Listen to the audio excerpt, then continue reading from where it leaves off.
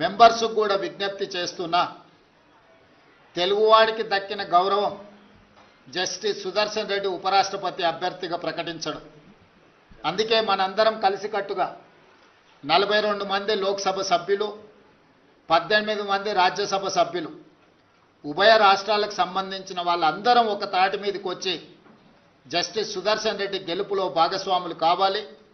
Justice Sudarshan రెడ్డిని గెలిపించవలసిన బాధ్యత మన అందరి మీద ఉన్నది. కాబట్టి చంద్రబాబు నాయుడు గారిని, చంద్రశేఖరరావు గారిని, వైఎస్ జగన్మోహన్ రెడ్డి గారిని, జనసేన అధ్యక్షుడు పవన్ కళ్యాణ్ గారిని, ఎంఐఎం పార్టీ అధ్యక్షుడు అసదుద్దీన్ ఓవైసీ గారిని, అదేవిధంగా ఉభయ కమ్యూనిస్టు పార్టీలు ఈ రాష్ట్రాల నుంచి ప్రాతినిధ్యం లేకపోయినా ఇతర రాష్ట్రాలలో కమ్యూనిస్టు ప్రాతినిధ్యం ఉన్నది కాబట్టి ఆయా పార్టీలను కూడా తెలుగు వాళ్ళుగా మన వాళ్ళు సంప్రదించి మద్దతు కూడగట్టి జస్టిస్ సుదర్శన్ రెడ్డి గారి గెలుపు కోసం పని చేయాలి. జస్టిస్ సుదర్శన్ రెడ్డి గారి గెలవడము ఇప్పుడు అవసరం. ఎందుకంటే రాజ్యాంగాన్ని పరిరక్షించాలంటే న్యాయ నిపుణులు, న్యాయ కోవిదులు రాజ్యాంగాన్ని ప్రజలకు ఆ స్ఫూర్తిని అందించడానికి ఉపరాష్ట్రపతిగా ఉంటే ఇది దేశ ప్రజలకు ప్రయోజనం చేకూరుతుంది, ప్రజాస్వామ్యం కాపాడబడుతుంది. అందుకే ప్రజాస్వామ్యాన్ని పరిరక్షించడానికి రాజకీయాలకు అతీతంగా మనందరం ఏకమై జస్టిస్ సుదర్శన్ రెడ్డి గారిని గెలిపించాల్సిన అవసరం ఉంది. వారికి మద్దతు ఇవ్వవలసిందిగా ఉభయ తెలుగు రాష్ట్రాలలో ఉన్న రాజకీయ పార్టీలను, వాటి నాయకత్వాన్ని ఈరోజు తెలంగాణ కాంగ్రెస్ పార్టీ తరఫున, మంత్రివర్గం తరఫున వారందరూ కూడా నేను విజ్ఞప్తి చేస్తున్నా.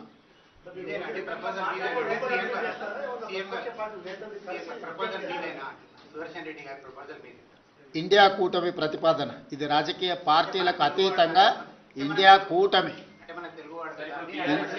కూటమి తరఫున అన్ని రాజకీయ పార్టీలను అడుగుతున్నాం.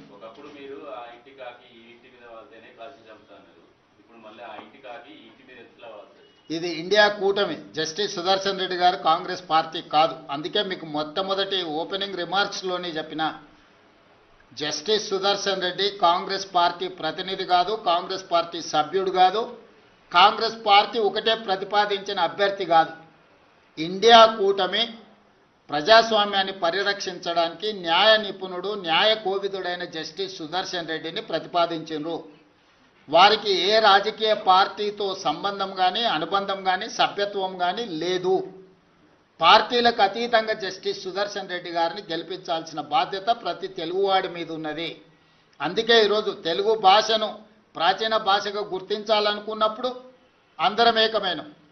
అంతెందుకు 1991లో కాంగ్రెస్ పార్టీ పివి నరసింహారావు గారిని దేశ ప్రధానమంత్రిగా చేసి ఉప ఎన్నికలకు నంద్యాలలో పోటీ పడినప్పుడు ఆనాడు గంగుల ప్రతాప్ రెడ్డి గారు రాజీనామా చేసి పివి నరసింహారావు గారు నంద్యాల ఎంపీగా ప్రతిపాదించినప్పుడు పెద్దలు నందమూరి తారక రామారావు గారు ముందుకు వచ్చి ఒక తెలుగువాడి దేశ ప్రధానమంత్రి అవుతున్నాడు అంటే అది మనందరికీ గర్వకారణము. ఎన్నికల్లో తెలుగుదేశం పార్టీ ప్రధాన ప్రతిపక్షంగా పోటీ పెట్టడం లేదు, అందుకే పివి నరసింహారావు గారిని గెలిపించండి అని చెప్పి ఆ రోజు నందమూరి తారక రామారావు గారు ముందుకు వచ్చిండ్రు.